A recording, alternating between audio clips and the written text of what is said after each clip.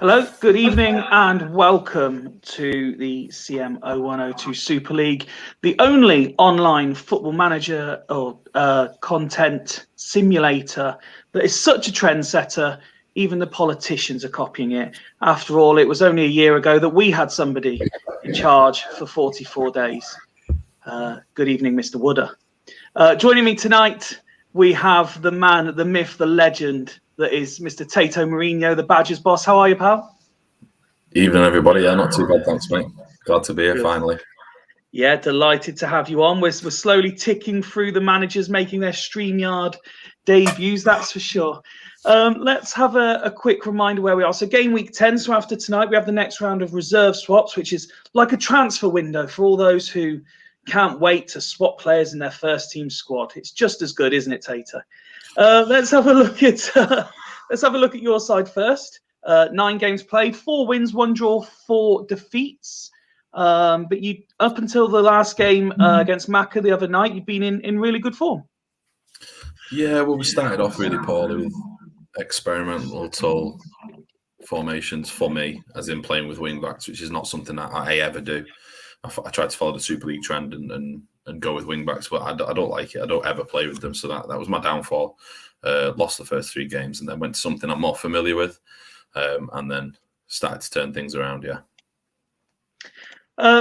You positioned 8th at this stage. It's not a terrible position. You're only outside the top 6 on goal difference, all things considered. Looking at the league table, you've got Casuals, Vikings, Bostock, all there, top 3, 1 defeat each all season. It was looking for a time like Bostock might run away with it, but there are a couple of sides, obviously, that are pushing them stride for stride and keeping the league interesting. Yeah, I think even Bostock earlier on, they weren't particularly blowing teams away. They were just they were almost relentless, just sort of getting the job done. But looking at the for and against there, which is something that's passed me by, is how well the Vikings have done. Really, that's an incredible goal difference, and probably not being spoken about enough.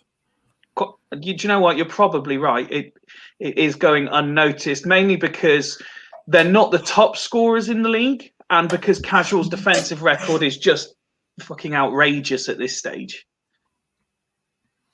Yeah, everyone's been saying how boring the Casuals are, as in defensively sound, and they've only conceded 2 fewer than the Vikings, and it could be argued that the Vikings' goal difference is more impressive overall, not just because it's higher, but because they're scoring quite significantly more than the Casuals as well.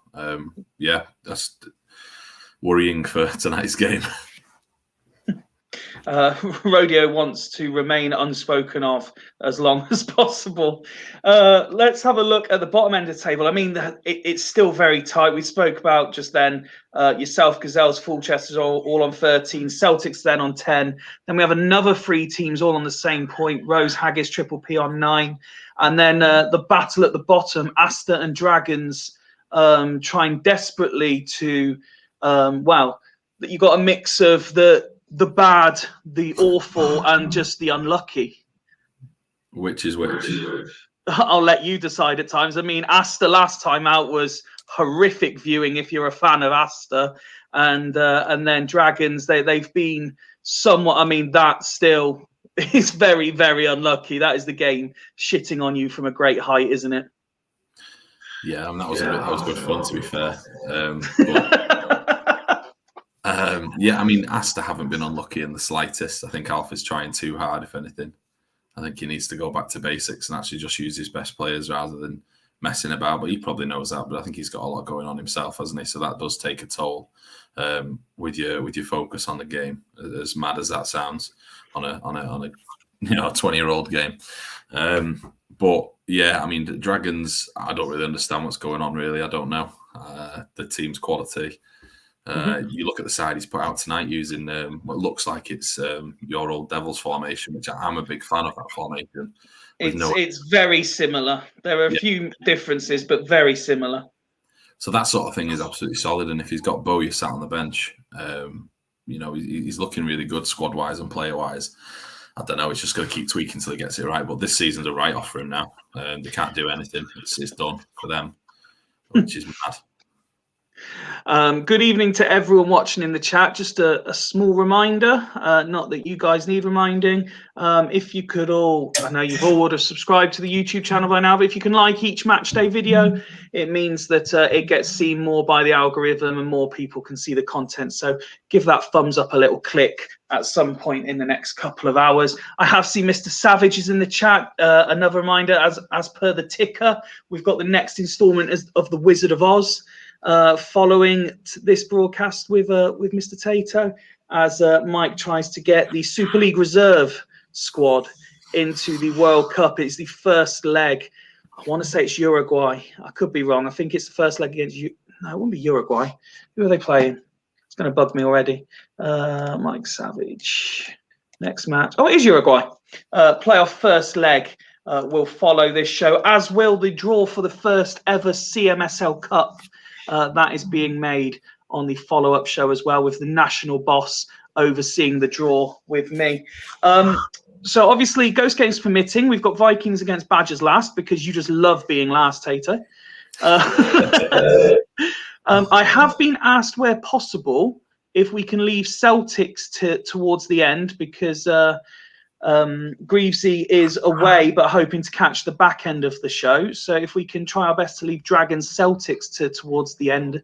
Swanee, I believe, is overseeing Asta, despite the fact Alf's picked the team. Alf, like I say, he's got a few things going on personally, and we wish him all the very best. Apart from that, anywhere else you'd like to start? No, mate, just let the game decide. It has a mind of its own anyway, doesn't it? No worries at all. Let's get going then. And we will start with East Coast against Triple P. We have a look at the away side first. They're without Kaluzhny injured and Petit suspended. You'll notice my broadcast partner has his camera has switched itself off. That is intentional. Wow indeed. Of all the things, that is not what I was expecting at all. Right. Some solid headgear going on there. Asian. The Pyongyang. A look at the team. Mpenza, after the failed transfer shenanigans that Triple P tried to ensue by breaking all the rules, he returns to the starting 11. It's another tactic change, 3 at the back. You're racist now, Tato. Makaleli in the heart of the midfield, Wellens in centre mid, and Zidane partners Mackay behind Mpenza. Your thoughts on this team? Yeah, he's got his 2 best wing backs in there, but I'm sure Zauri's better at left back from previous games in the Super League. But he's got to fit Candela in somewhere. Yeah, I hate 3 at the back. It's a waste of a player. But if you're down in the I know you don't mind it. If you're in the doldrums and losing week after week, and it's getting frustrating, then it's sometimes better just to go nice and solid, get those players in. The 3 solid centre halves.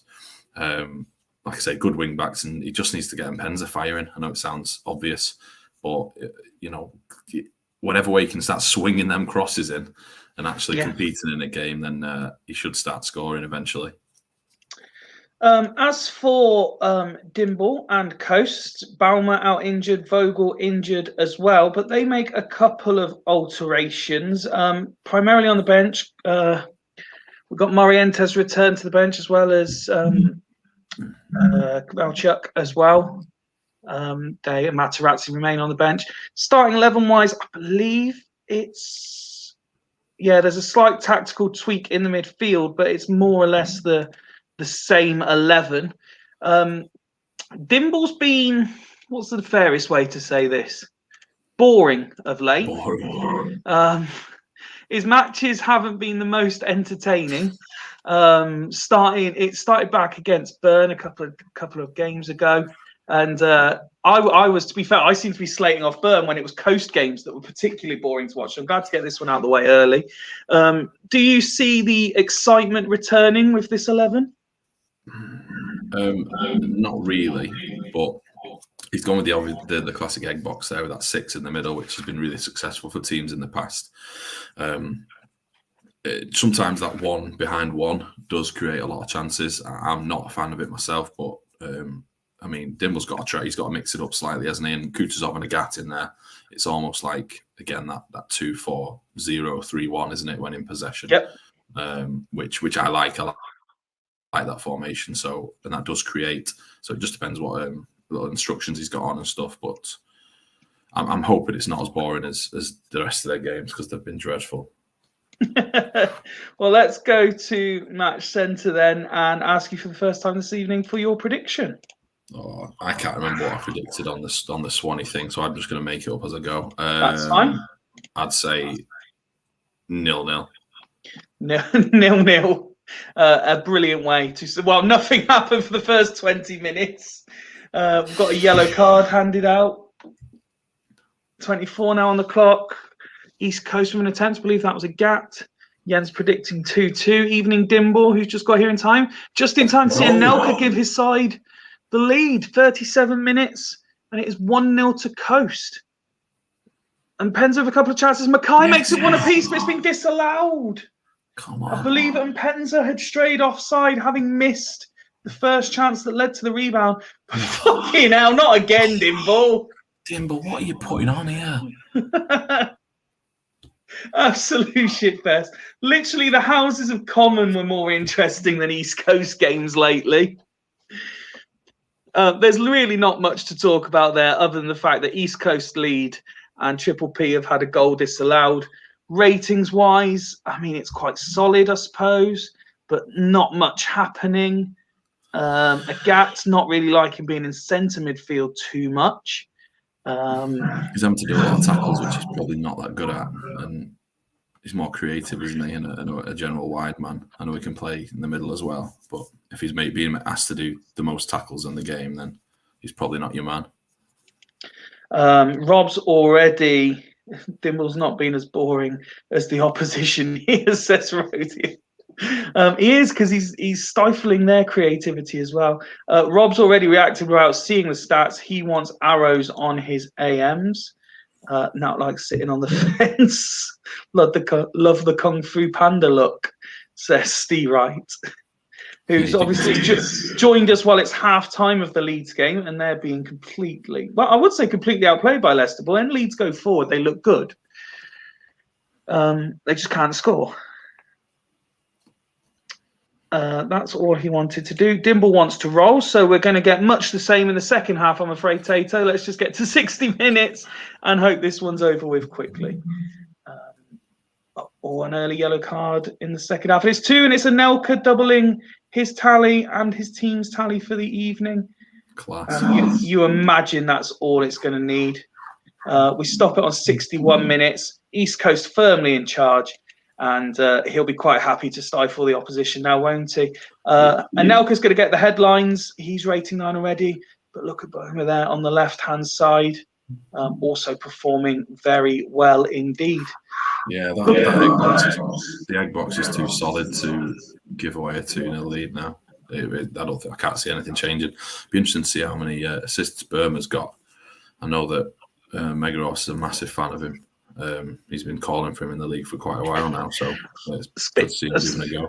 Speaking of Bibbins, I'm guessing he's predicted 2-0 in the Swan Super 7 because he's asked for no more goals. Yeah, I'm doing terribly at that now. I could do. I think Smuts puts 2-1 for every game, and I just can't seem to catch him at the top. I thought it was 1-0. Oh, is it 1-0 he puts? That's why he's winning, because it's really dull these days. We thought Dimble had created the most entertaining with all the red cards at the start, but now it's just drab 1-0 wins. Bring back the Reds. Bring back the Reds. There's Dimble's changes. So Agat moves out to right wing back. Velshuk comes in for Zanoni and moves into centre midfield. Rob saying, leave as is, fucked here. So no changes for them. No problem at all. We will just carry on. That disallowed goal seems to have really knocked the stuffing out the away side. But if they get one back, they can make a game of it. And Penza's knocked to the floor. Free kick comes to nothing. 20 minutes to go. They're starting to put a bit of pressure on into the final 10 now. They just cannot put the ball in the net. 4 minutes to be added on. We're into the third of that. Good opportunity to make it 3 wasted, but there's full time. East Coast 2, Triple P 0, and that was fairly routine in the end, wasn't it? Yeah, that's a solid win. Easy in the end, really. I think 3 at the back, and it's just sort of wasting that one more attacking player, which is surprising from Mr. Sloth. I hope he goes back to his 3 up top that he used to play. Well, the thing is, he has this reputation of being a great entertainer, but ever since he took the Devil's job, he's failed to live up to that moniker. He had a good squad that he made average, but they were entertaining. He then took on a very good squad, made them average, and became boring. And now he's got a not as good squad, and he's struggling. He could definitely play that attacking 2-3-2-0-3 that he used to play, which were those wide players, and just keep slinging the balls in like he did at Sloths and other places like that. He did it for years. So he needs to find those old tactic files, I think, and just stick with that for a while and see what happens. Absolutely. Let's have a look at the individual player ratings then. Anelka, unsurprisingly, getting man of the match, but over there keeping his 9 rating as well. A lot of 8s, all positives there for Dimble. Yeah, that was a quality performance. There wasn't anything boring about that. Getting 6-7 shots on goal, 6 on target, and a clean sheet, and those ratings are incredibly high. There's nothing boring at all about that performance. That was really, really good. Hodges suggesting the Sloths were entertaining and not Rob. Jens saying that Rob is the Brendan Rodgers of the Super League. And then he's got on to say, just like Loco were defensively solid, not PRG. Let's have a look at the away side before we move on. What positives can we find from this performance? Well, Kandaya, Makaleli rated highly. You said about Kandaya playing at left wing back. You might have had Zauri there, but you can understand playing the 2 either side.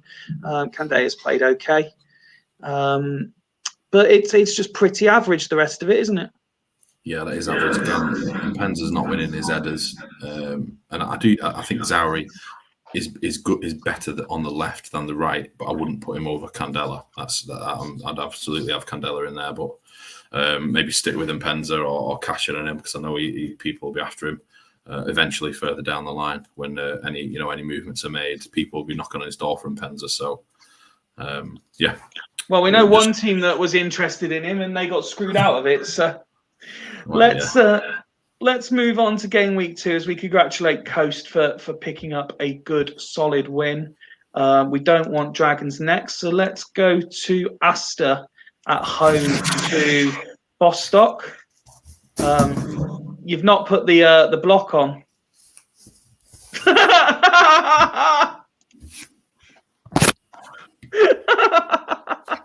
All right. Welsh flower, daffodil. Indeed. This is for Swanee.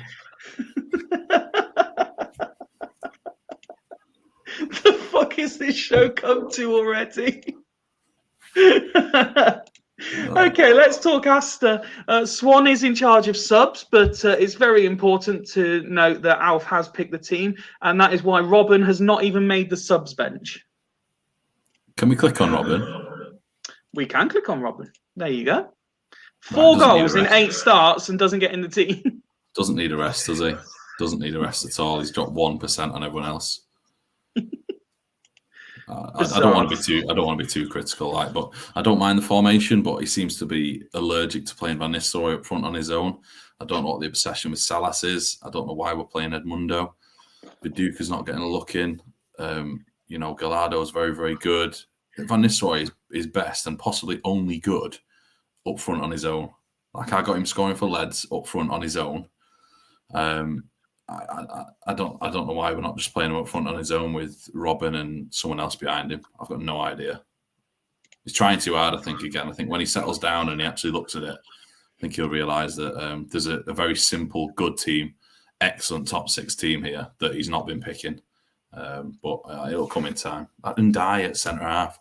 He's classic. Well, that was going to be my next question. Everyone would automatically put him in defence midfield, yet He's playing him at centre-back, looking for his centre-back options. Yes, Montero suspended, but Litos is there, John Terry's there. There's plenty of talented players there. Would you not maybe put John Terry in and playing Dye over Gianna Cheddar? I wouldn't be playing Gianna Cheddar. That is 100%. Yes, I would be putting in Dye at defensive mid. I do like him at centre half. I know because Montero's out, I like him there, but I would absolutely be putting somebody else there and putting the best DMC in the league, stats wise, at DMC. Is there not a shout as well, Fyfie, for? I did stay. Yeah, like I said, he does play centre back. I'm not saying he's not good there. I'm saying if it was my choice, I'd be playing him DMC. Fyfie, do you not think there's scope for playing Van Bronckhorst at left wing? Yes. Or left wing back? So I look at this all the time because if you think back to I think it was the season before I won it, Van Bronckhorst was top assist maker playing at left wing back. That's what I think. That's what he got something stupid like 15 assists that season or something. Yeah, if you get him at left wing back, then that sorts out your left back. And then he just has a problem at right back. But he's got the likes of Raymer, Perez, and Gallardo, who did very, very well for me. So I don't, I think he's just trying a bit too hard. I think Van Bronckhorst is a left back because he got loads of assists for you. And it sorts out his wide problem. So, I think Alf just needs to maybe take a break like he is doing for a week or so and resetting. And just in time to see the headgear. Yes, Swan, this is all for you, mate. Let's have a look at Bostock standing then. They're without Aymar, they're without Yepes, but still a very strong team. It's the go-to tactic. A couple of alterations from the defeat last time out, as you can see there. But it is very, very strong. I do like the look of Del Piero and Totti as a unit behind Montella. Yeah, that's a nice solid Serie A front three, isn't it? Del Piero's been really, really good the last few seasons in this, isn't he? And I think Totti's class to have in there because I think he's good enough and he provides enough throughout the throughout the season in general. I know he's sometimes a bit of a myth, but what's this? He offered him. just smashing stuff up to distract you. You're trying to distract me by dressing like a fucking flower. I'm putting all the comments on the screen to take your attention. I do like this team. I'm glad Hornshaw's getting a game, and I'm assuming there's a suspension or something because he's not played much, has he? But, Pez. But I love Hornshaw on here as much as he's a cop-eye. He's very, very good. So I'm glad he's getting a look in. The quality of Bostock, and it's one of my favourite formations, if not my favourite formation at the moment. So, Collins on the bench as well. Yeah, and I look forward to it. Okay. 3-0 Bostock. 3-0 Bostock, straight in with the prediction. Like the confidence. And Scott is just back in time as well, look. Nice. Can Swanee make subs after like 1 minute? He can indeed. I did message Swanee beforehand and put, can't believe Robin's not even on the bench. And he put, don't blame me. It's not my fault. Right. If I was him, I'd be praying for an injury or a red card, so then he can make many changes. Many changes. It's all Bostock in the open exchanges, but has to take the lead. It's Pires on 8 minutes. Goals. Tato's here and he brings the goals. That's why they say that Tato's going to Tate. And 39 minutes, still 1-0 to Asta. 3 minutes to be added on. Del Piero with an opportunity. Yellow card handed out as well. In the injury time, no time for the corner. And Asta have something of a surprise lead, Tato. Yeah, but I was just thinking to myself, does it look like, am I going to get egg on? I mean, I'm not, it's quite funny. Am I going to get egg on my face now because I'm having a go at Asta before the game? But I'm not, because the team's quality. He should be beating teams like Bostock or competing with Bostock. So it's as expected, to be fair, for me. But a surprise given the form, yeah, and who he's played where. But with the players on the pitch, he's got a quality team. Absolutely. So much talk about Swan in and Swanee at the wheel. He's had nothing to do with the team selection. But let's bring his stats up. Obviously, winning makes it easier to not make any changes. But, I mean, I probably still would.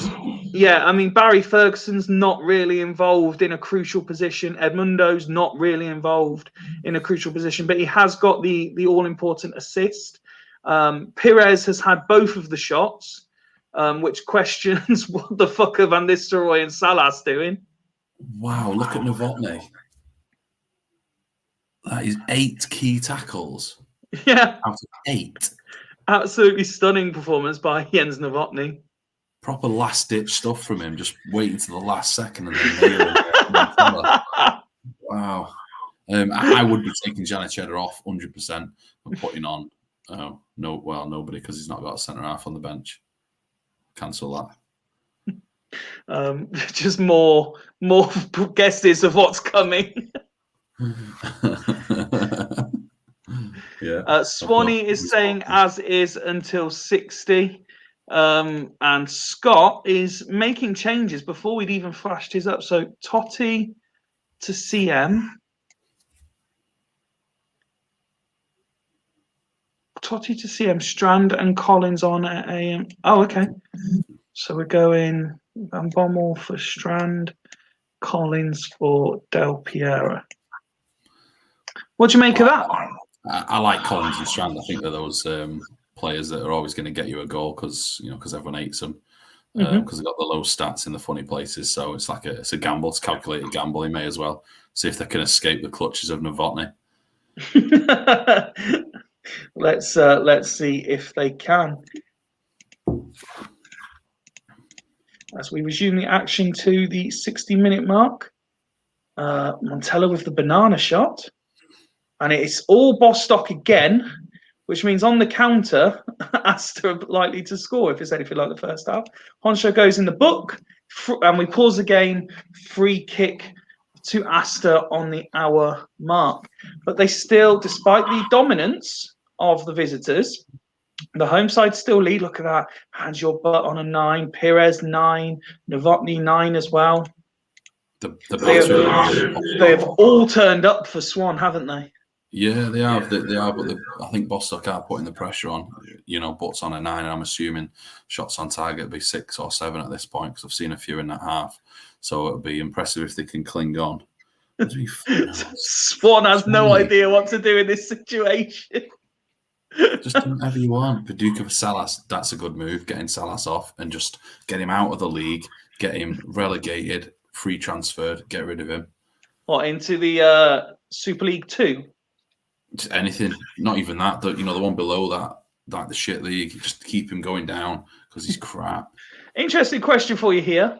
Is the banana shot intentional or shite? Intentional for me. Depends who it is. Let's have a look at Bostock then. And you've got they can't really do anything else. He's rolling, substitution-wise. He has said roll, yeah. He's made his gambles. He's just got to hope one of them comes in off someone's ass. Asta with a rare flurry forward. It's all Bostock. Surely there's a goal coming here. Got to be an equaliser here. Paducah, he's hit the post. Go on, the Daffodils. Free kick to the away side. Totti lines it up, deflects off the wall. Van Bronckhorst comes forward. Tomasi now 25 yards out. Honsho, Novotny, Collins. Collins with a shot, but with a save. Corner kick. Honsho from the corner can't hold on to it. Ferguson manages to scramble it clear. Ridiculous. 78, and it is still 1-0 to Asta. The Asta Alamo. Free kick awarded. Into the final 10. Are Asta going to hold on? Ortega comes forward. Ferguson! Saved. He lets him run free. Ferguson and Khan with a double save. Asta have had 1 or 2 glorious opportunities to wrap this up. I think the weather the storm now. Yellow card. Free kick given. Ortega lines it up. Deflects off the wall. We're heading towards just 2 minutes of injury time. Passes Oglu. Montella. Strand puts it wide. Pires. Junior goes in the book for a foul on Van Nistelrooy. Edmundo lines it up. Paducah. Ortega. Shoot. Somebody shoot. For fuck's sake, shoot! Is it Swanee? Is it Swanee? Free kick awarded, Ortega, and there's the final whistle, and Swanee's Asta beat the Bostock Stanley. They have been absolutely peppered, but somehow they have held on for victory, and that means 2 defeats in a row for Bostock. Scott may well be wanting to go back to Spain very quickly.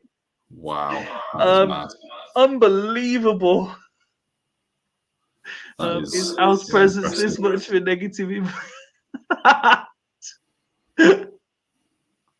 Ironically, the biggest show. Great results. Swan's taking all the plaudits there, but fair play to Asta. Indeed, Steve Stanley were robbed. Yeah, that doesn't need to change much for next time. Like, that was a bit of an anomaly, and Butt is on at least a 9. And they bumped up their own stats, Asta, in the last 10 minutes, didn't they, with a few shots of their own. Before that would have been an absolute pummeling, even on the stats. Perez gets man of the match, but Novotny maintained his 9. Look at that, 15 tackles, 11-1, 10 of them key. Why is Novotny not getting man of the match there? I think Novotny has been robbed of man of the match there, personally. Wow. I mean, Perez's pass completion rate was fucking average at best. Yeah, didn't do anything.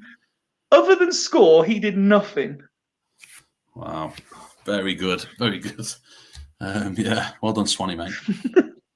As for Bostock, I mean, the ratings don't tell half the story, do they? No, you get one goal goes in, and all those ratings go up to at least a 7. His wide men didn't perform probably as well as he wanted. Wide men are absolutely massive in this formation. But yeah, other than that, he'll roll on, Scott. There, I think that was one that you write off to the show. The game didn't want you to win, but you won't panic.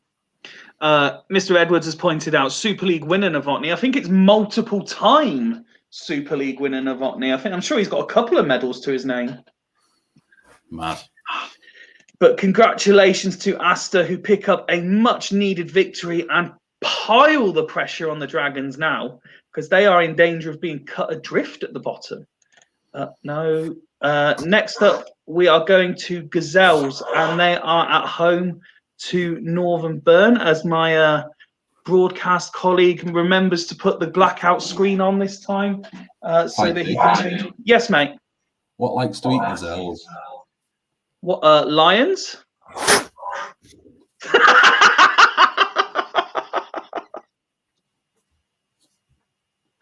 the fuck? Where have you got these from? Wow, that's a suck. Can you see? Definitely not. No, so you can't see what, like, the team news or anything like that.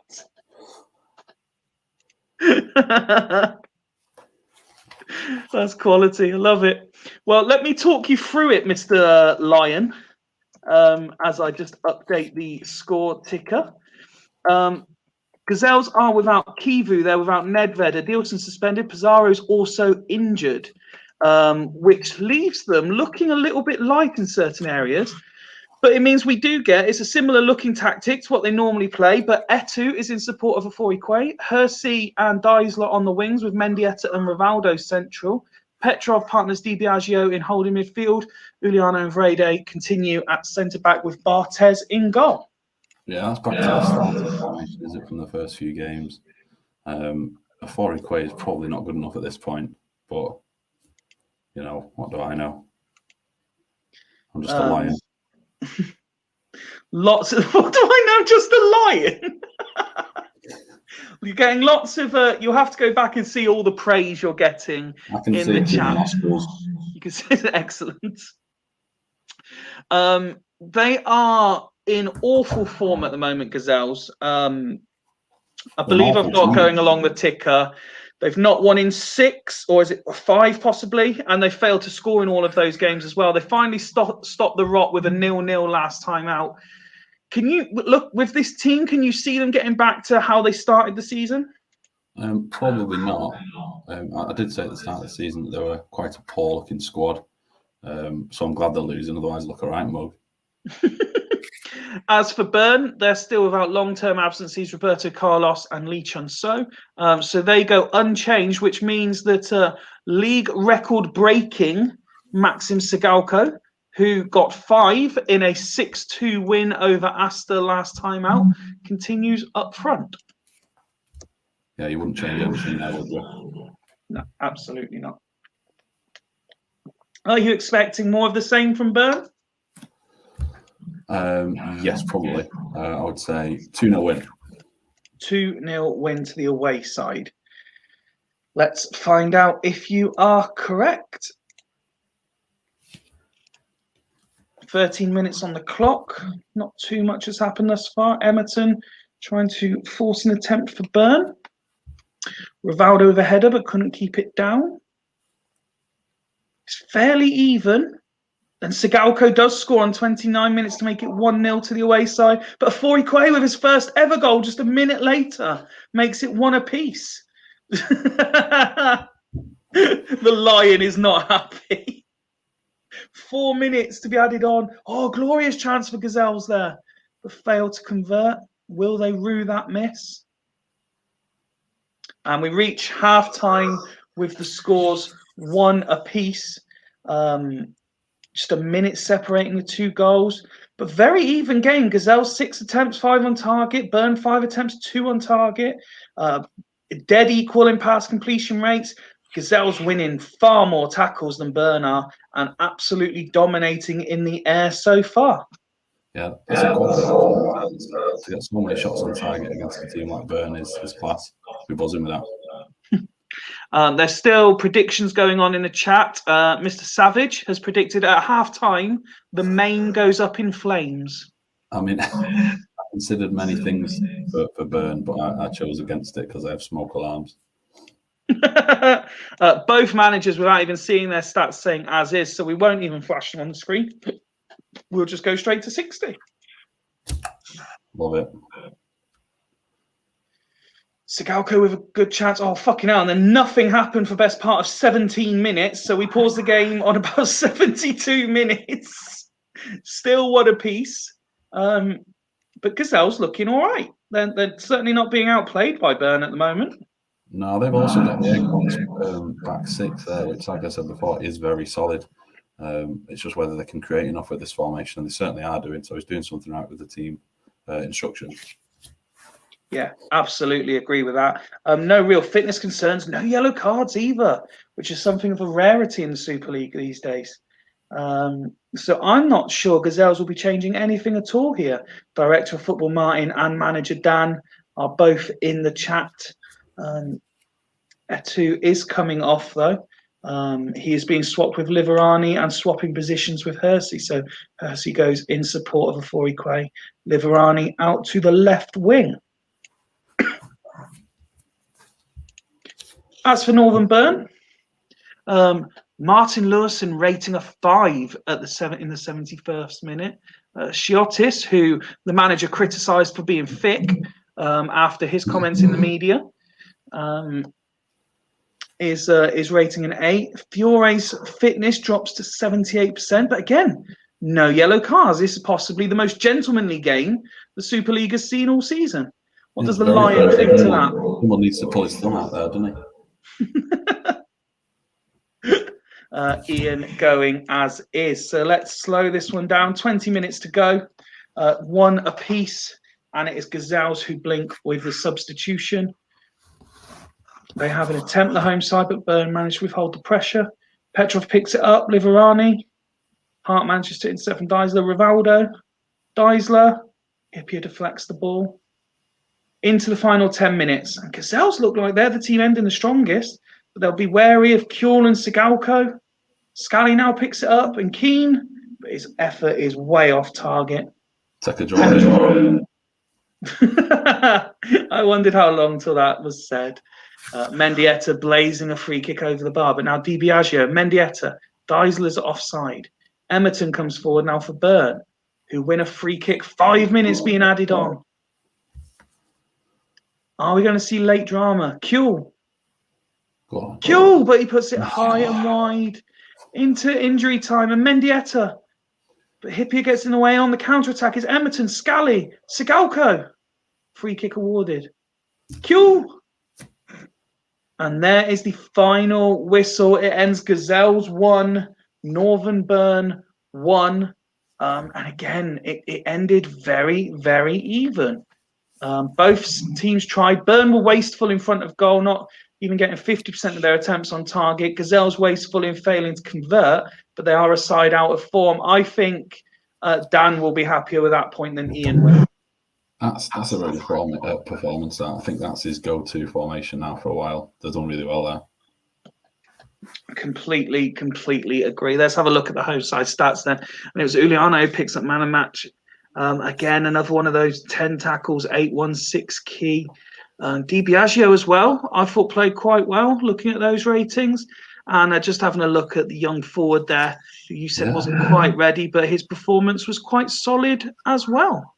I don't believe in being quite ready. I don't, if they're good enough playing for me, I'm not bothered about age myself, but I didn't realise he was, would be as good as that. That's a great not debut, but a great performance from him, that, yeah, quality.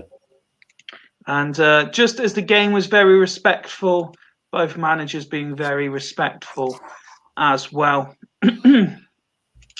As for Northern Burn, just having a look through there, Lawson's performance didn't really improve in terms of rating. I mean, it's a slightly harsh 5. I mean, probably deserved a 6, I suppose. Look at Ian Hart. Look at what, sorry? Look at Ian Hart. He didn't do anything and got a 7. Yeah, but Lawson at centre-back didn't even win 50% of his tackles. Terrible. Very. But no, it's a decent team performance away from home and a credible draw. I think they certainly deserve something out of the game.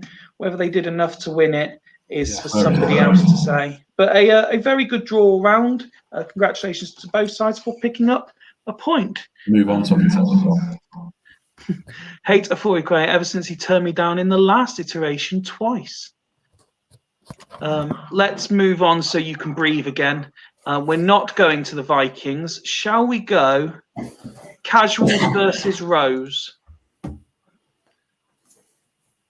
How does that sound? All right. What the fuck is that? It's a chicken. Because the Bradford mascot's a chicken. That isn't why, but there's nothing that's going to go with Walton Casuals, is there? Let's be honest. I've done a flower. What I figured was one part of Steve's anatomy is very, very much like a giant turkey skin. So I'm going with that. So we're on a turkey. Very good. That's all I got. It's fine, mate. It's creative. It's we like it. It's very good. Let's have a look at the home side. We've already commented on their outrageous defensive record at this. Been in the role play draw now. Believe it or not, Jens, they're all mine. We've already commented on the home side's outrageous defensive record. It has to be said, if we look through their results, that it was 1-1, there was a 2, then 1-0. They weren't high scorers, but last time out they finally got that free against the Dragons, and it coincided with Hodgie made a brave move to take Contra out of the team, drop him to the bench and put a more attacking player. Clivert's obviously come back in recent games as well, and it's obviously worked for them. Yeah, that was very good. Everyone beats the Dragons, but can we see Zapata? Because I don't really know him very well. We certainly can. There you go.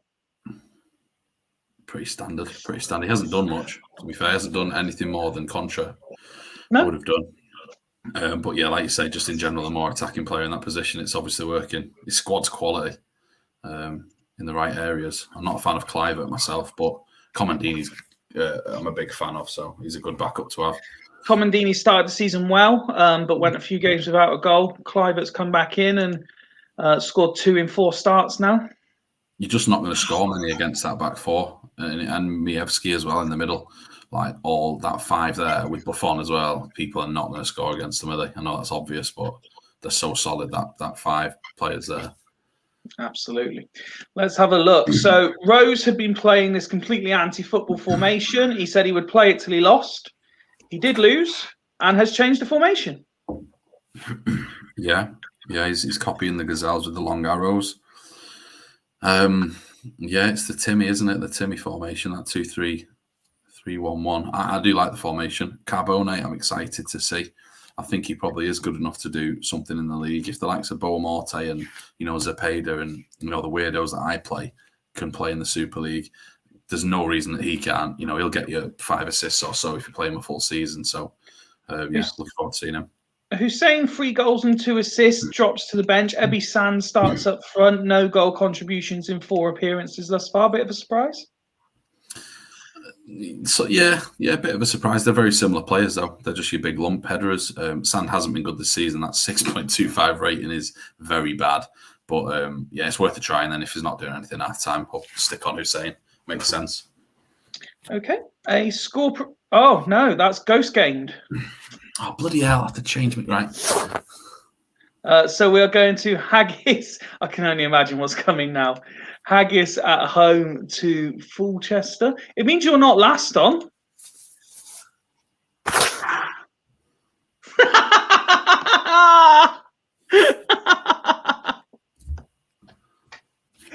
Had to, didn't I?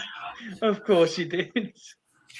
Let's have a look at the away side first. Valgar and Gronkia and Pletico's on the injury list, but Abiati returns and gets a place on the bench after Andre doing so well when there was no other goalkeepers available.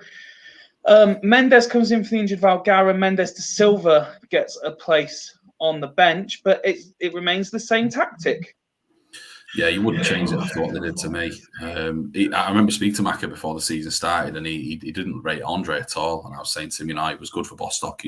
Scott absolutely loves him. He swears by him. Mm-hmm. So I'm glad that he's getting a run out now because I do think he's quite good. But yeah, no, I like his team. I said that after the business he did and the transfers he did with me, he got a couple of starters off me. For 1 starter, it just boosted his team. And if he can keep this team fit and firing, with Owen on the bench as well, then you're looking at top 6 team there. As for ordering 12,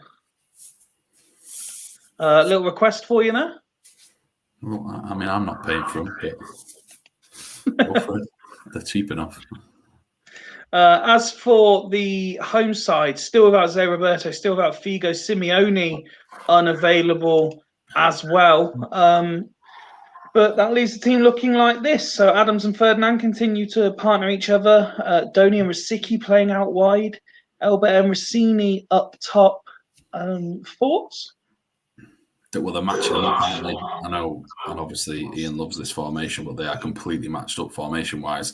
Both teams playing with 2 centre-halves and 1 DMC should be pretty exciting to watch. So we're guaranteed a 0-0. And is that going to be your prediction? No, I'm going to go 3-2 Fulchester. 3-2 to Fulchester. Lovely. Goals galore. Let's kick off what is tonight's game number 4. And Haggis with a good opportunity there. Enrique, who's been in good form. Haggis take the lead, though. Sava's first ever goal for the side. Vieri with a header. And the away side absolutely knocking at the door, looking for the equaliser, but they need to be wary of counter-attacks. And Batistuta levels things up on 37 minutes. It's 2-1. Oh, yeah. Goals from distance. 3-1. More goals. Wow. Amazing what a win can do for a side's confidence. Sava, Scholes and Elbert giving Haggis a 3-1 half-time lead. Both sides created plenty of chances in that first half. You said goals, and you have delivered. That was good fun. That was good. 2 teams doing that, not playing a defensive formation, brings goals. Really enjoyed that. It's mad that Maka won 4-0 away from home last game with 17 shots on target or 17 shots on goal, and then straight away the game after he's conceded 3 and 45 to a crap Haggis team. Mad, isn't it? Let's have a look at that Haggis team. There was some criticism of Tony Adams being in the squad at all, but he's holding his own with the armband on. 2 players there rating 9, Scholes and Sava. Rossini, considering the attacking intent from the side, Rossini struggling to impose himself. He has had a couple of attempts on goal, but just lacking any sort of output from him. Yeah, him and Elbert barely touched the ball there, have they? Obviously, Elbert doesn't need to, and that's not a criticism of him. Because I'd rather not touch the ball and score, but that 4 and 5 touches of the ball's not a lot at all, is it? No, not at all. Rosicky as well. You'd expect a bit more from him out wide, but not to be so far. As for Fulchester, no, exactly. As for Fulchester, Batistuta, the only one really who's not looking rank average, but he's not seeing enough of the ball to have a lasting impression. No, it's not quite working for them. They've had a lot of the ball in the centre by the looks of it. Well, not a lot of the balls, not too many passes, but yeah, being stifled a bit. I'd be bringing Owen on at this point because he's been absolutely brilliant when he's come on. I'd be getting Enrique off for Owen personally. Now, I'm sure Maka did tell me he wasn't going to be able to see it live, so let me just double check he's not left any instructions. Fulchester.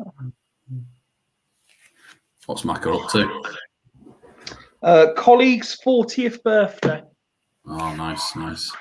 So without any instructions, we'll leave it be until injuries or red cards dictate we have to change anything. Ian has said, oh, Maka's made it. Obviously, the 40th birthday wasn't that entertaining.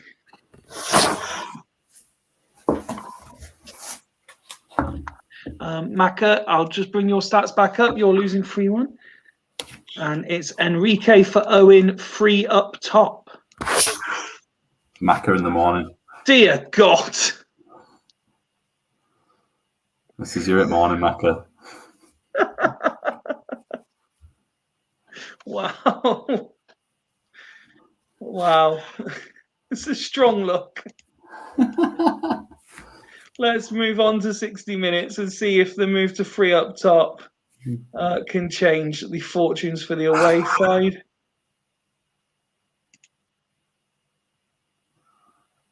Just waiting for the game to stop so that subs can happen. It finally stops on 68 minutes. Haggis still lead. Maka's been on like a 4-game unbeaten run. He loses 1 game. He's fed up again. Yeah, but why is he losing now? Why is it suddenly just making him lose by a mile? Because Le Champ piss formation is... It's infuriating. Absolute spreadsheet. Skull's 79% fitness may be a consideration here, but Ian's saying roll. As for Maki, he does have Mendes, De Silva, and Macera available if he wants to. Try clicking the right thing. If he wants to change anything, fitness-wise, no one's of real concern. Again, no yellow cards. I put Macera on the wing just to see if he can create anything instead of Alex. I think just to roll the dice a bit, see if he gets an assist or a goal. But he's made the obvious change. Really, not much more you can do, I guess. Shit draft is the reason Maka's saying for potentially losing 1 in 5. Of course. Just get me some coffee. I had a lot of Peroni last night. Fucking country. No. Something about money. Oh, financial stuff. Oh, bloody hell.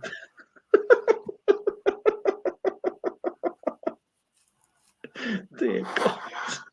I'm meeting up with him, finally. Hey! Monday evening. I'm going for a few scoops. On a Monday? Yeah, well, not half term for me, innit? And Maka doesn't give a shit, does he? Maka is pointing out he's stuck in Mank due to trains.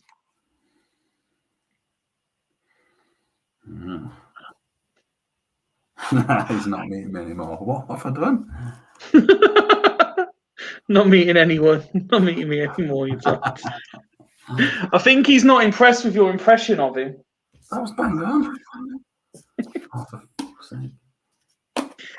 Maka, you're replying to everything else, but do you want to make any changes?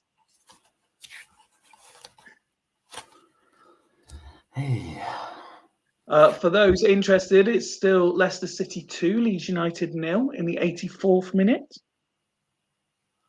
There was another game tonight. I think Fulham were playing. I'm not sure how that one finished. That was 2-0, wasn't it? Last time I saw Gerrard's on his way out. No signal, so he wants to carry on.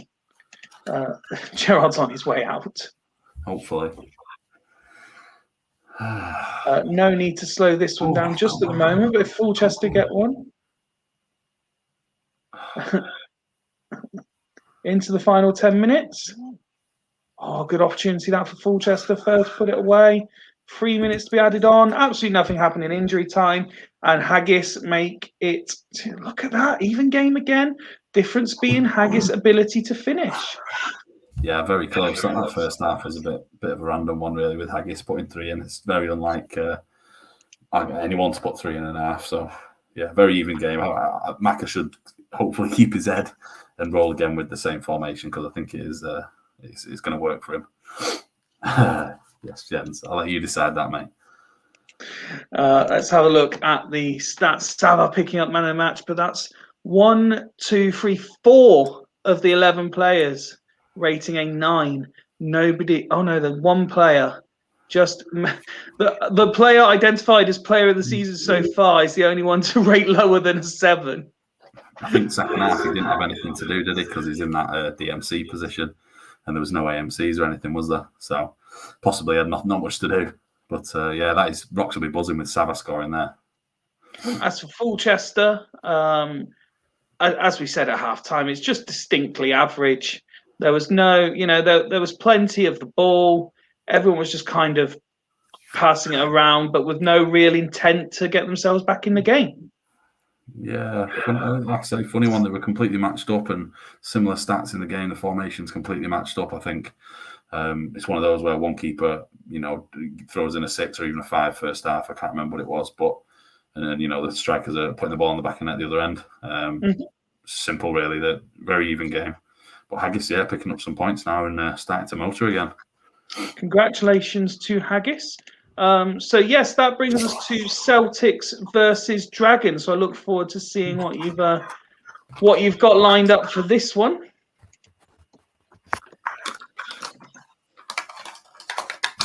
Oh, there's some prep going on behind that screen. Mickey Mouse Pirates. Not the Pirates.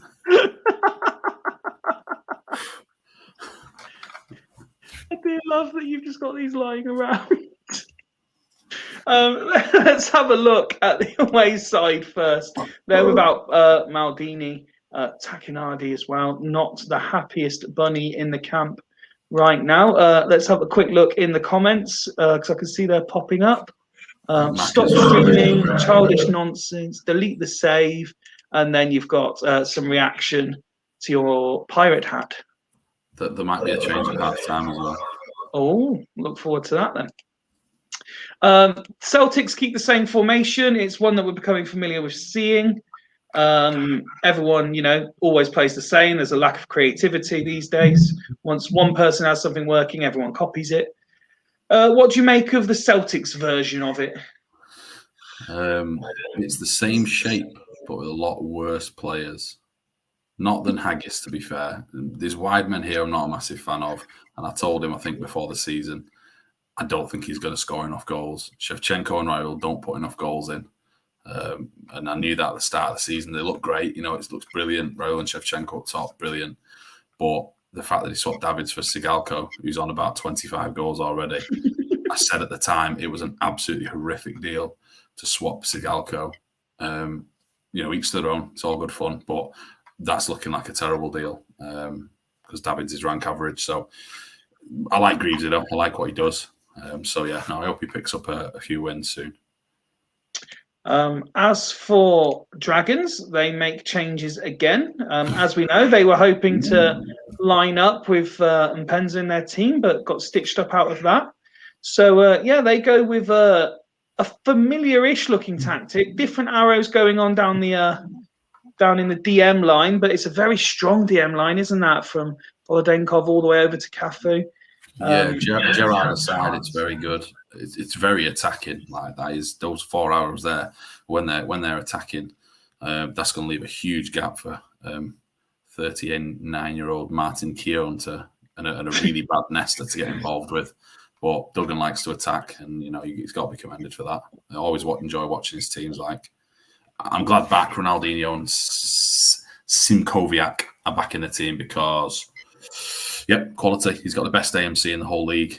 He just needs to get the right formation going so they're firing. Okay, let's go to Match Centre then and ask you once again for a score prediction, please. 1-0 Pirates. Pirates 1-0, so still no change of fortune predicted for the Dragons. Off comes the Pirate hat. Dragons take the lead. It's Gerrard. Oh, it's been disallowed. 16 minutes on the clock. Here comes Pirates. Both sides trying to create. A little bit of pressure from the away side. 41 now on the clock. 45 now on the clock. Shevchenko goes close. Yellow card dished out. And at half-time, it is 0-0. There may have been a change at half-time in the commentary booth, but yet to return. Let's try doing this right. Fucking hell. Dragons creating absolutely nothing in that first half. Fuck off. Celtic's dominant side. Didn't appear that way in the text, but just because the likes of Back and Ronaldinho have seen the ball doesn't mean that they're shooting, I suppose. The goalkeeper once again. Ian, much more attacking indeed. I agree, Duggan.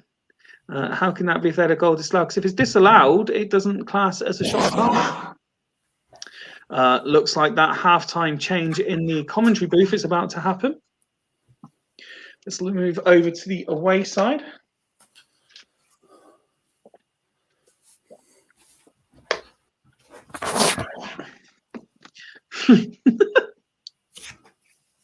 All right, Fyfie. Can you guess why? Or why you're a unicorn? Yeah. Method in the madness. Because you think Duggan is some sort of mythical creature. Bang on. Duggan's a myth. Duggan's a myth. I wish I had said creature now. I would have been bang on. Duggan's a myth, baby. And here's Rocks. What a time to be alive. There are changes. What happened, by the way, Fyfie? I missed anything decent. That happened. Whoa. Oh, wow. You know, Greaves would be buzzing with that. Duggan must be sick of it. He just can't get the formation right, the balance, can he? I think it'll come. I think they'll go on a run of beating teams, but it's just taking a long time to get there, isn't it? Take the hours off. Interesting. This looks a little bit more familiar. The only thing that's missing is a little diag there. Yeah, get Bowyer on in that diag position, and then put Bowyer in the Barry position. Yes, my favourite one. So that is the change. Interesting that Constantinu's being dragged off at half time. One of the better on-field players. Surprised at that, really, especially since Back's on a yellow card and a 6. No sign of Greavesy yet, so we will carry on and go to 60.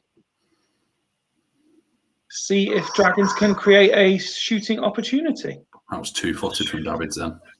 And it's 1-0. It's Raul with his 5th of the season. What have Dragons got in them to get back in this? Oh, big attempt. Big attempt there for the away side to go 2 up. Failed to convert.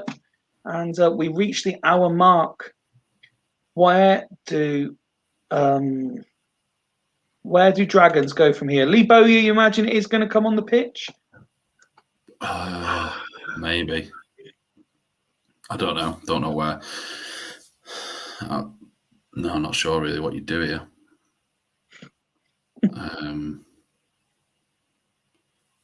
I don't know. Yeah, I'd be putting Bowyer on, but you'd be tempted to pull back. Would you? See, I meant a midfielder. Or would you move Gerrard forward, put Keane centre on his own, and then put Bowyer on? I don't think that formation ever works, personally. I've never seen it be successful, that 2-3-1-3-1 wide. Like that, but I don't know. Doug knows what he's doing, really. He's played many formations in his time, so... That is what he's going with? Yeah, I said that. I did say that he could pull him back to try and put him MC. That's possible. I would have just to change it up a bit so you can get a bit of a grip in there. Bowyer against four forward midfielders. As for Celtics, still no sign of Greavesy, so we'll only look at this very briefly. I mean, I'd be looking at Emerson there. Yeah.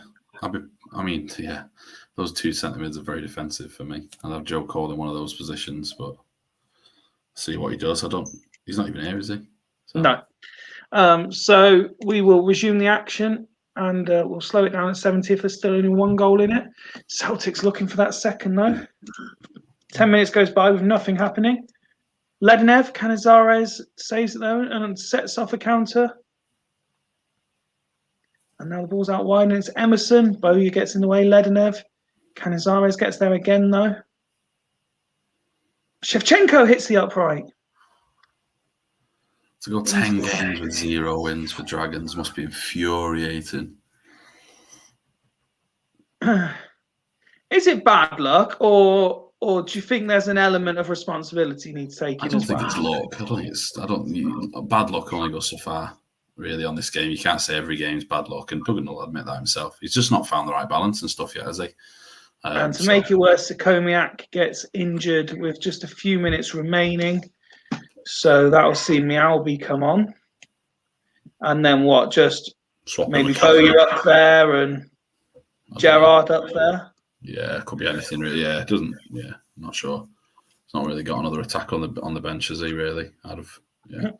Bayer's having a good game as well. He's brought him into the league and he's doing well there. Oh, superb addition to the league. And I think that was a Wooder suggestion from memory. Duggan was saying. Oh, God, was it really? Yeah. So was Ledenev actually. Just wait confirmation. That sound. I could do with a draw here.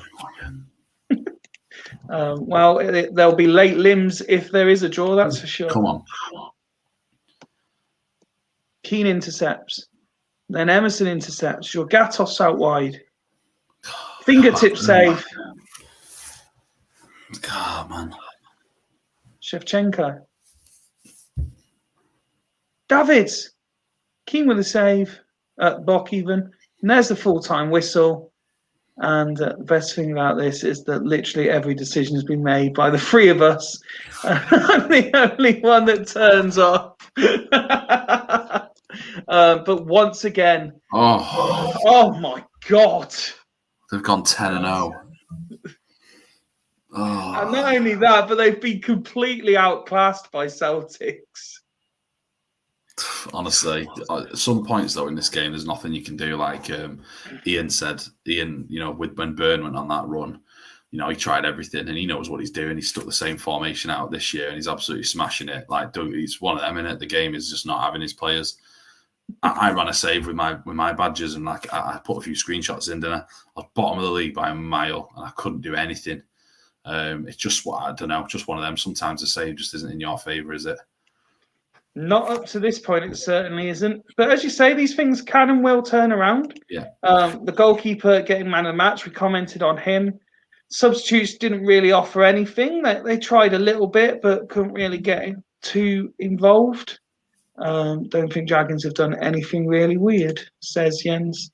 No, they've not. They've not anything weird. They've put all the traditional Super League formations out there. The ones that have won for other teams in the past. He's put formations out that suit his players, like tonight. Well, does it need to be a little bit less traditional and try something really out there? It doesn't really work, does it? Asymmetric might work for a couple of games, but it's not sustainable. I I don't know. I think it will come. I think he still needs to tweak his player instructions, and they don't create much. I don't think most games. I know sometimes. No, evidently. Yeah, against 2 defenders and 1 DMC, that's not enough creation, is it? No, especially when he was having 3 AMs and a striker.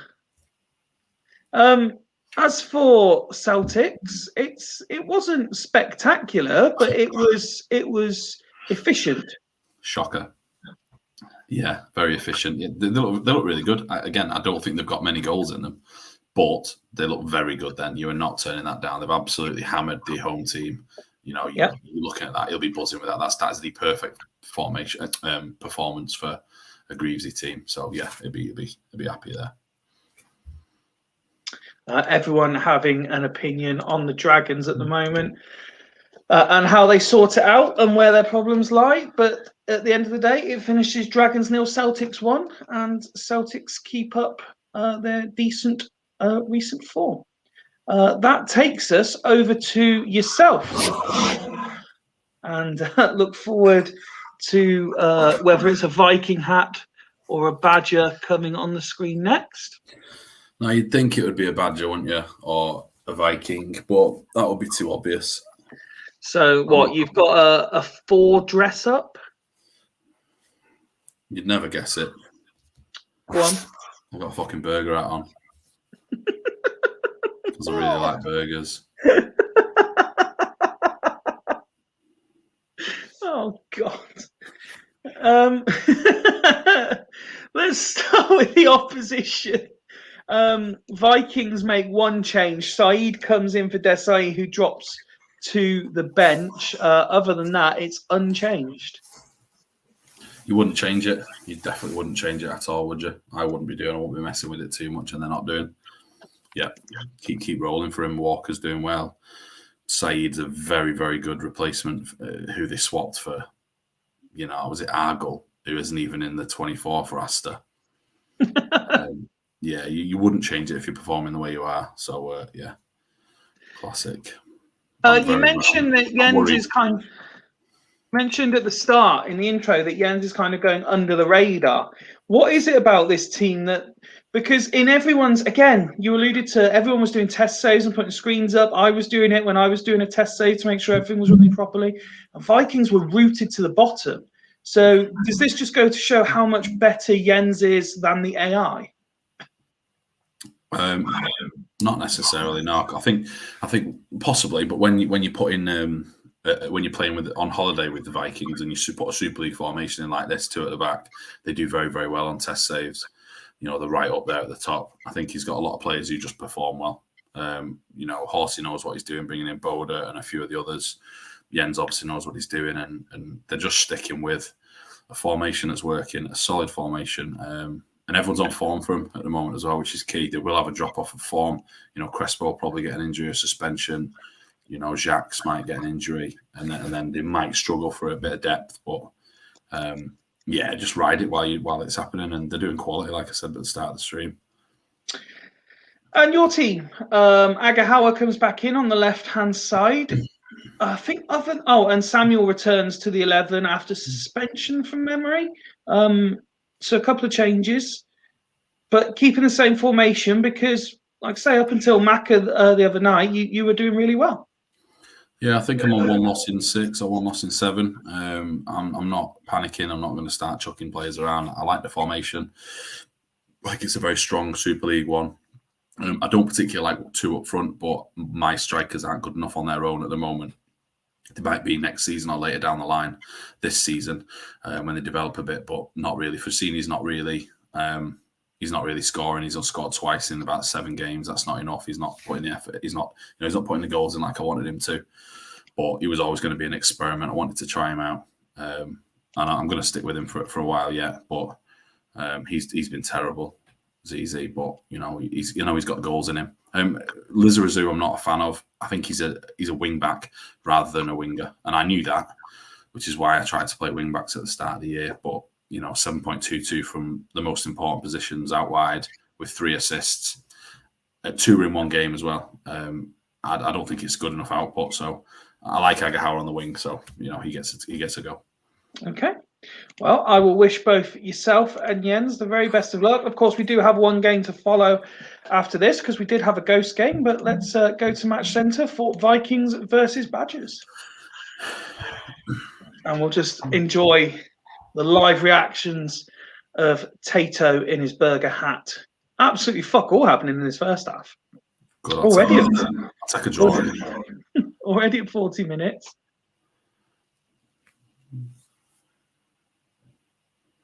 Vikings finishing strongly, looking for a goal. Duff fails to get there, and it's 0-0.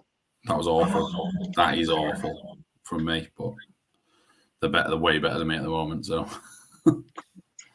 let's have a look at the home side first. We mentioned obviously Bayer for Dragons. Quimmer's another one who has done very well since being introduced to the Super League. Yeah, I like him. I've started trying him on home save since Horsey was playing him in. I can't remember whether it was Swemp originally, and now this. Yeah, and he's good. He's very good. You don't get solid keepers very often. Consistent ones. But yeah, decent.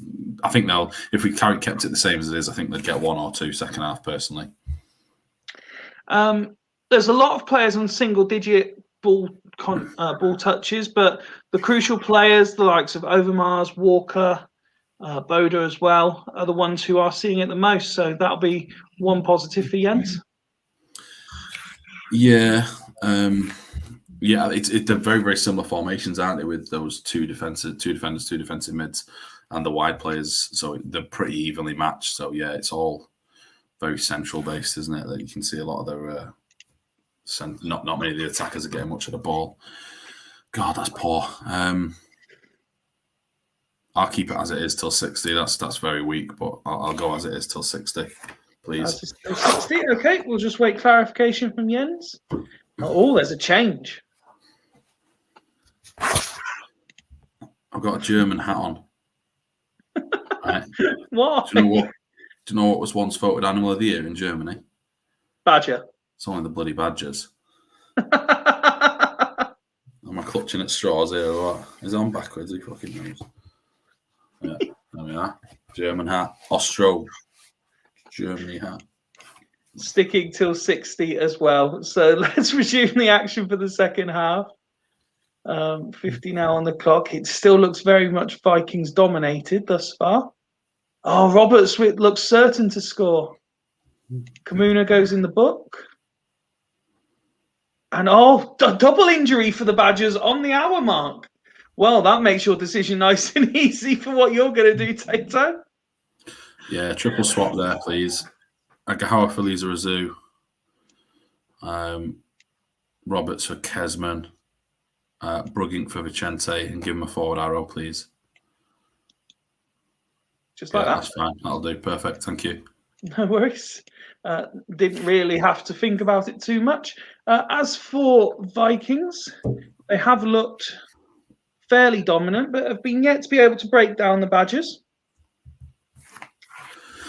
I think it's a matter of time. He's got players on the bench that can come on and make an impact. Rayad's got a goal or an assist. Well, I was going to say that there's sort of a poetic irony to Rayad coming on and scoring the winner, isn't there? Yeah, it's probably likely, but Badgers native to Bavaria. Savage, I don't know if you're joking, but yeah, thank you. That's why I've got me Bavarian hat on. I knew that.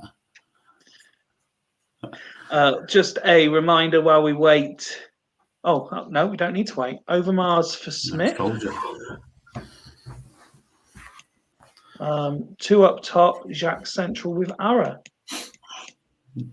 Yeah, that makes sense. That's exactly my formation now, isn't it? So, but we're completely matched up now. Let's see which of the subs has. Oh, it's a penalty, and Saeed scores his first ever goal for the Vikings. Referees are a joke. Referees are a joke, says the co-commentator. Kaladze comes forward to Samuel. Vikings retain possession. 15 to go now. Boda, Smith. Back to Boda. Walker now picks it up. Crespo puts it wide. Oh, we're miles off it here. Look at this. Is only going one way. 2-0. I did call it. Adder takes it quickly. Smith. into the final 10, into the final 5.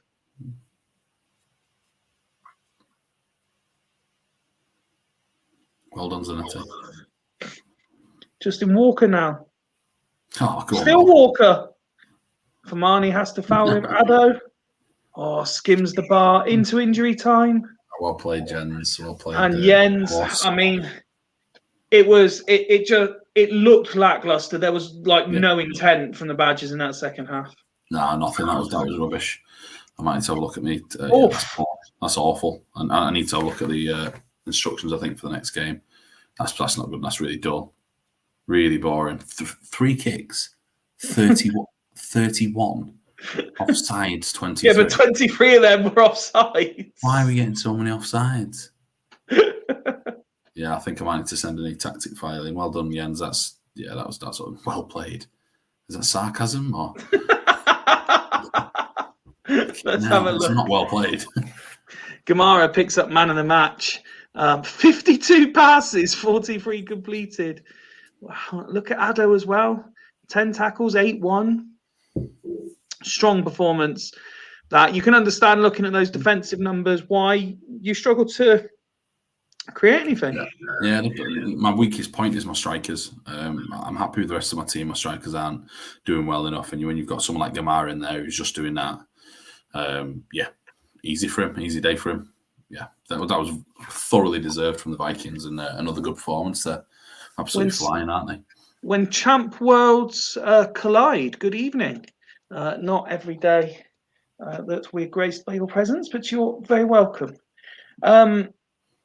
Let's move it over then so you can have a quick reflection. Frey continues to impress. Other than that, done well on the wing, so I think he'll get another go there if he's fit enough by the next game. But are you slightly concerned that ZZ Roberts' condition is 2? I don't really care, if I'm honest. I want to send him back. Condition is a myth. I don't. Yeah, I don't care. I don't care if he's in. I don't really want to play him. He's not very good this version or this season. So if the loans could be sent back, I would have sent him back already. Well, don't forget, at the halfway point in the season, there will be an opportunity to send people back.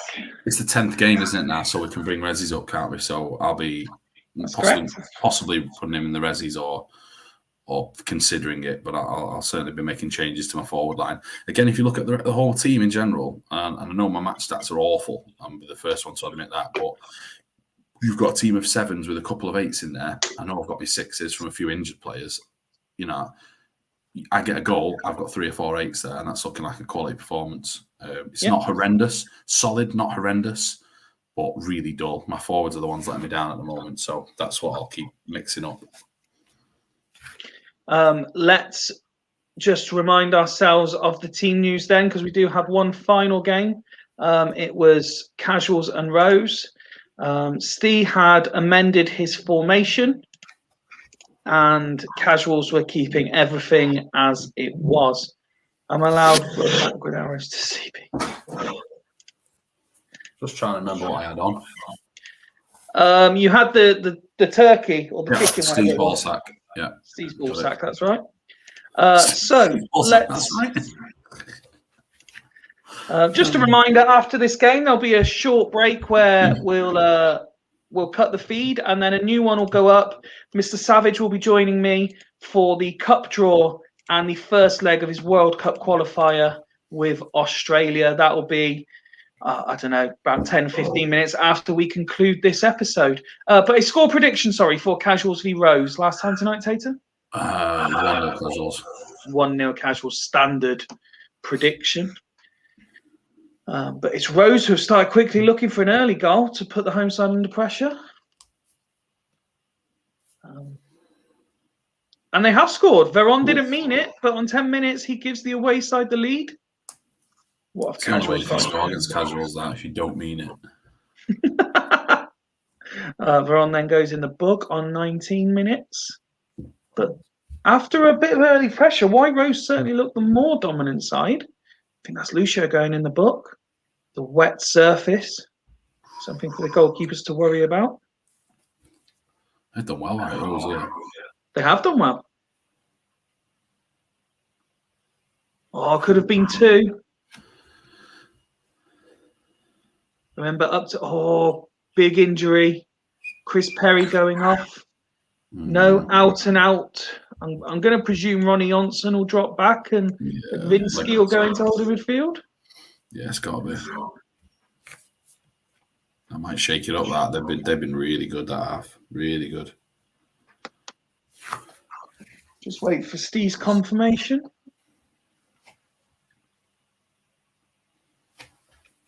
You got a leg?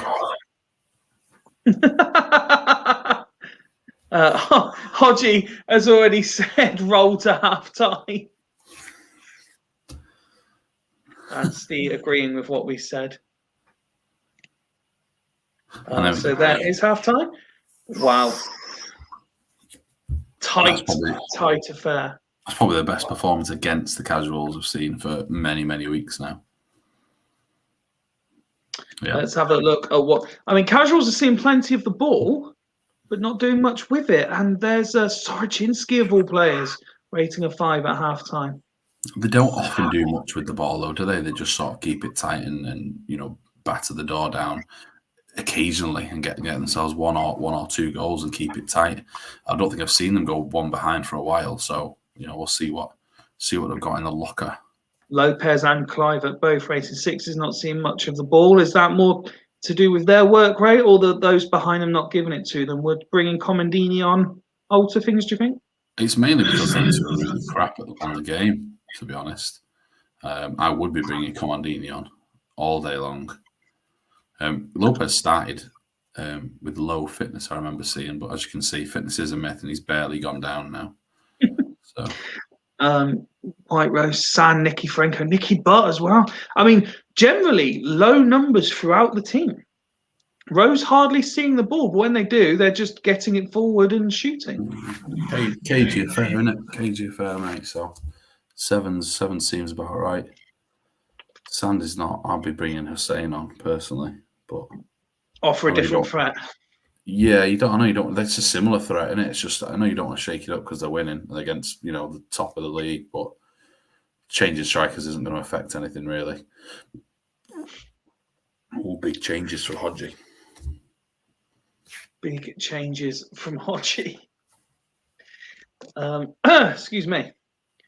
Steve confirming Hussein for Sand. Yeah. Did you see? Can you see Hodgie's? Yeah. I can see Hodgie's here. Yeah. We've got Malewski for Contra. Contra to right mid. Yeah.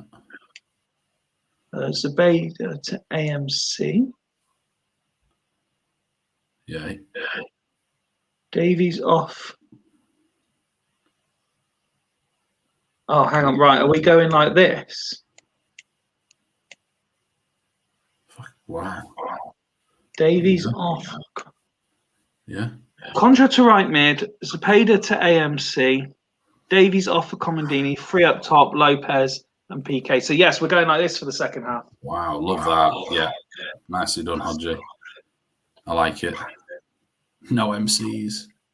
Up the both managers. There's Hodgie. Haven't really mixed it up before. Steve, never seen this from Hodgie. Are switching more now. Hodgie's confirmed that's correct. Class. Let's see what that does for the second half. If you've got Giggs whipping and balls in there, that is going to be dangerous with 3. And there's Comandini. Yeah, there we go. Boom. Big Edra. Oh, Roman Hussein. Both subs getting involved. And we pause it on 60. It's 2-1 to Rose. With the subs very much getting involved to make this an entertaining conclusion.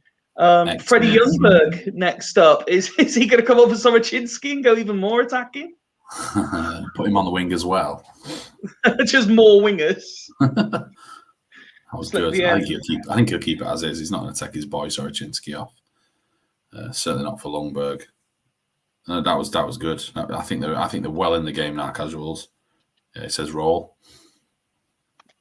As for White Rose, they've still got Stanek available, but they are still winning after very quickly retaking the lead.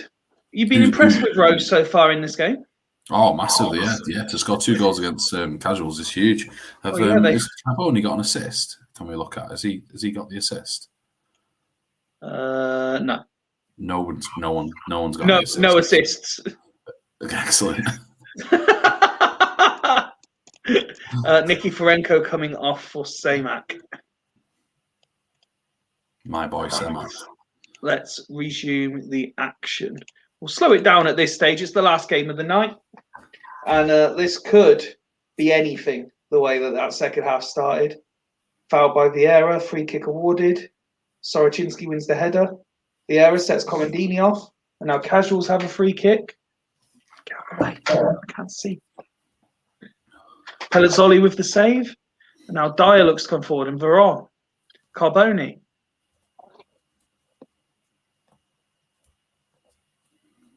Giggs coming forward now. Free kick awarded. Lopez. Giggs again. Lekvinski in the way. Comandini! I was giving off the water and he's saved. Lopez with a header. He's got to be playing over Clive, that lad. Got to be. Hussein now goes forward. Well-timed tackle. Veron! Into the final 10. Will we see late drama? That's something we've not had for a while, is proper late drama in a game. Dyer! This will be massive, this. Into that means injury Vikings time. top, innit? One last chance, maybe. Vieira, yellow carded. And there's the final whistle. And White Rose get the result away at Casuals, who had only conceded 4 goals until tonight. And now they are up on 6. A very, very even game. It's two of the better teams in the division, to be honest. They should both be. White Rose should be up there, top 4. As should Casuals. They've got quality 11s. So yeah, that was a good game. Not unexpected, because White Rose are class, but you know that was class. Yeah, the Cirky sack won it for you. Quality, really good game, that lads. Let's have a look. Klompe getting man of the match for his performance. With the exception of him and to an extent Vieira, it was just kind of a methodical team performance. They never really looked like they released the handbrake. But is that more because of how well Rose were playing as opposed to them not really being at the races today? Yeah, I'd say so. A lot of the ball, like you say. A lot of the ball. They were well in the game. You know, he's not going to be too panicky about that. I know they didn't create much till they went 3 up top, but I think White Rose performed really, really well. Those wide wingers with the long arrow wingers seem to really help White Rose there, similar to Gazelles for creativity. That's a really good away performance. That, yeah, class. Ronnie Johnson again. 9 tackles, 5-1 for his tackles. Look, it's passing as well. Not a bad, like I say, very, very good away performance, really, all things considered. And they get a very, very big 3 points, not just for them, but for the league. Hussein touched the ball 3 times, scored once, and lost all 4 of his headers, but still got an 8. So that's good for him. I think that leaves Vikings top of the league, doesn't it? Which is absolutely incredible work.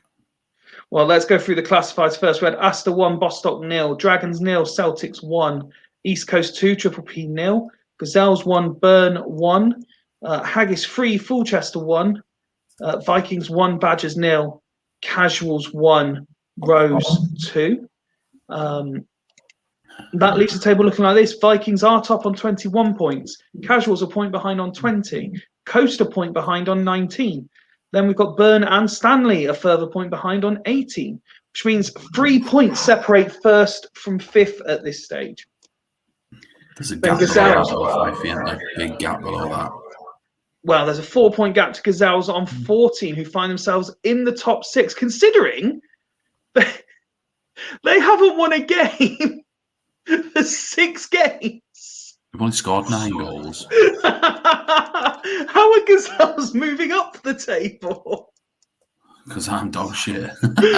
Drop down. So Gazelles on 14, despite not winning in 6. Move up into 6th. Fulchester then a point behind on 13. As a Celtics, as a Badgers. Then a further point back. Haggis and Rose on 12. Then a 3-point gap to Triple P on 9. Astor moved to 8 after their win tonight. And Rooted, still winless after 10 games. Dragons, 10 games, no wins, 4 points. Wow. He says he's going down. This is class. Gazelles don't win in 6, move up. Steve wins and moves down. Incredible work. Sunday night then. No, where are we? Is it Thursday today? I've lost all track of where we are. Yes, Sunday night. What have we got? We've got Astor against Gazelles. You're away to Bostock Stanley. Can see what you think to that. They haven't won in 2 though. Dragons versus East Coast. Fulchester versus Casuals. Haggis v Vikings. Triple P versus Burn. And Celtics v Rose. Now, I'm going to say comms are open, but I'm hoping that this Sunday's episode is the one that Jamie said he might do. So I'll drop him a message to see if Jamie is actually doing comms Sunday. But if not, please get in touch if you'd be interested in following. Dressing up is optional. You don't have to. You like a stat, Tato, so why don't we have a quick flip through some of these screens? Vieira top of the average ratings. Only he and Zayaleas above a straight 8 rating after 10 games. Top goal scorers, unsurprisingly, Sigalko on 11. Anelka doing well, though, on 8. Crespo 6. You said Raul's not known for his goal-scoring talents, but there he is on 5. He's doing really well, to be fair to him, yeah. We can rub that in my face as much as you want, usually. Jacques, Agat, and Kuehl lead the assist ratings with 5. Lisa Razu on that one, even though I dropped him. Cool. Yellow cards. Lasisi, Samuel, Montero. So many players on 5. And not all of those were banned tonight, which suggests there's a few suspensions for Sunday. Ooh, that's good. Thank you, Tomasi and Lasisi. Yes, please. Red cards. Gattuso, the only man to receive 2 red cards so far. Now the ones that you love. Pass completion. There's Sammy Hippier. Don't like that one. Not a fan of that one because it's just centre halves. This is the big one. Tackles. That's where we're at. Zayaleas, Vogel, Scally, Jeremy's, Michelini, Ronnie Unser. That one's the main one. Class. Ryan Giggs at the top for dribbles, way out ahead of anybody else. Shots on target, Roy Mackay, 84% for Triple P. Ian Robbins, 76%, despite not even playing. Again, as per the ticker along the bottom, we will have a short sort of 10-15-minute interlude while I move the game on, and then there will be a new link go up via our Twitter where myself and Mike Savage will be back to do the draw for the CMSL Cup and also the first leg of his World Cup qualifier against Uruguay. But Tato, any final comments from you before we conclude here for this portion of the Thursday night drama? No, not really. Just as always, thanks to Fyfie and all the lads as well. Because when you're having a shit day, it's always nice to jump on a bit of Super League stuff and see what's happening on the Twitter. So, enjoying it, everybody, and long Viva la Super League. Viva la Super League. Don't forget, managers, in your packs that you'll probably get tomorrow. You will also see your reserve squads. It is game week 10 now, which means the reserves can be called up. I know one manager has already messaged me while the show was live with his picks to swap. Very efficiently done. But I will be back in Mike. How the fuck do I follow that? We look forward to seeing you all back here in around about 10 minutes. But from myself, Tato, thank you very much for your time this evening, pal. Really do appreciate it.